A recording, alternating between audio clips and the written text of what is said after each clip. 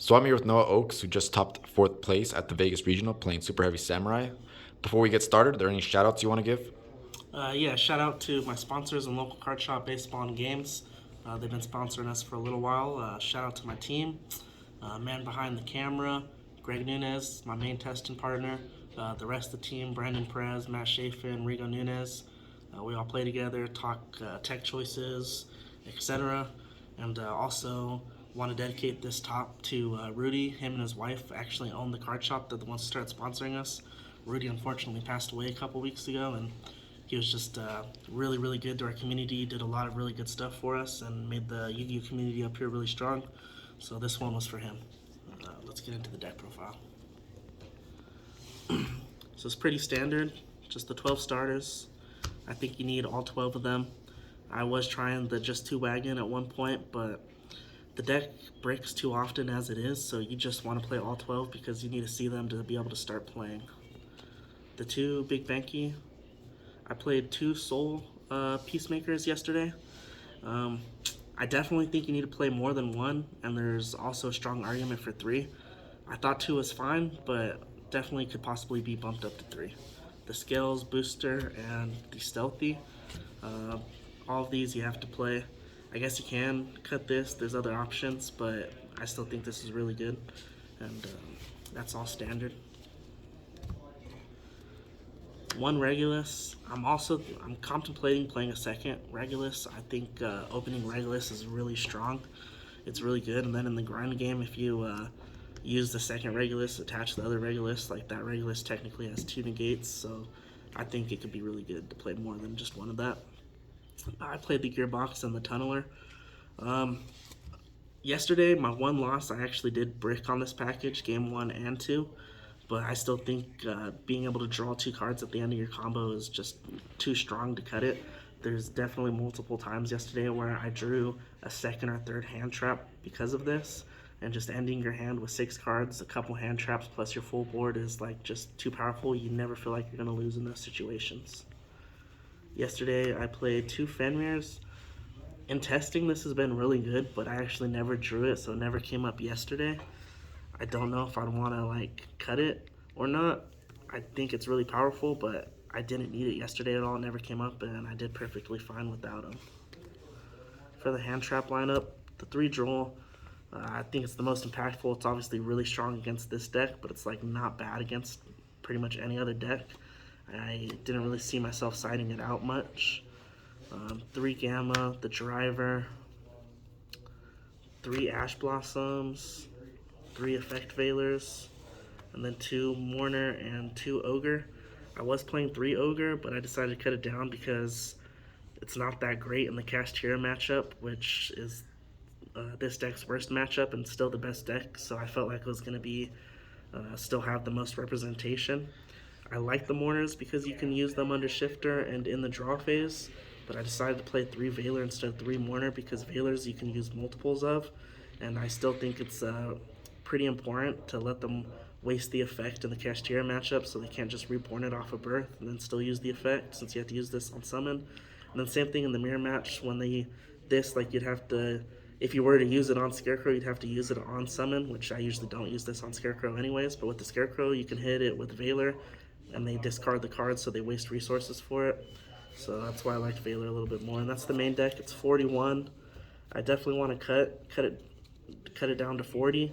I'm not sure exactly. Maybe cut a Fenrir or the two Fenrirs and play a second Regulus or a third Peacemaker. I'm not sure, but the extra deck, two Scarecrow, Ballista, Genius, Apelosa.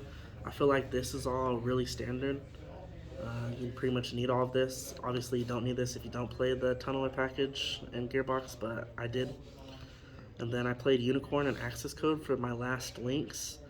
Um, you can play other utility cards, but this definitely, I made both of these yesterday, and they did let me go for game. And they were also strong in my Labyrinth matchup yesterday, so I've been liking them in testing. I don't think I'm going to change it. So that's the links. Baguska, you have to play this. I never actually made it yesterday, but it's obviously still really strong if you get stopped. Ending on Baguska is one of the best things you can do. The Merrymaker and the Champion. This searches Regulus if you need it to, but it also makes a 4 material Zeus, which comes up very often. And then the Zeus. Um, Definitely an argument to play 2 Zeus just because the Kashtira still being around. They ripped the Zeus a lot, but it never actually really mattered for me yesterday, luckily, but it's definitely something to consider. So those are the links, or I mean the XYZs. The Baron, XL, Saratobi, and then Savage. I liked playing the Savage. I don't make it turn 1, but I think it's really strong for follow up so that you can still, like, it can become a really big monster that lets you break their boards. And, or it doesn't let you break their boards, but after you break their boards, you still end on negates, which is really strong. Saratobi helped me in the Labyrinth matchup, and then just burning for time. And, yeah, they were all really good. I think that I would keep that all the same. Side deck, I played 3 kaijus. I did 2 Gamma Seal and one of the machine one. I decided not to main it because turn 1, when you're making your full board, if you search both this and Regulus, it requires you to use Genius, search this, and then use the Merrymaker and Champion to search the Regulus. And I did not like wasting the Merrymaker and Champion because I wanted to save it for the 4 material Zeus, so I felt like it was perfectly fine to just side it instead of main it. And I still wanted the option to search it though. That's why I kept the machine one in the side, because in the Pearly matchup going first, I probably would just put this one in so you could search it, because I think it's probably most impactful in that matchup. I played the Fleurs and the Orchid. The Eccentrics definitely have an argument because of Vanity's Fiend, but that didn't come up for me. I do like these though because they can out Floodgates, plus they can out like a Rice Heart and everything like that. This has actually never came up for me, so this I feel like can definitely be something else in the side deck. I played 2 Magnamuts and 1 Druid Worm for Mathmech and Branded, and then I also played the DD Crows. So instead of playing 4 Bestials, I decided the 3 and the 2 Crows because these are still good in those matchups, but I felt like the Crow was also really strong in the mirror match, and then it's also not bad in Purely. But yeah, playing the Crows definitely came up in the mirror match yesterday, so I think they're really strong to play them. And then for the last slot, I played 3 Anti-Spell. Um, the Spell Counselor is really good with Saruja because it's searchable, whereas this isn't searchable. You have to hope to draw it or dig for it and draw it off a Tunneler. But this game was super clutch yesterday. It let me win game 2 in my Kashtira matchup.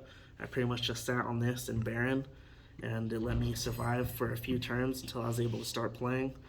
Um, you can try other Floodgate, Skill Drain's good, Summon Limit's good, but I just really like Anti-Spell so you don't lose to blowouts like Dark Ruler and stuff like that. But so yeah, that's what I played yesterday.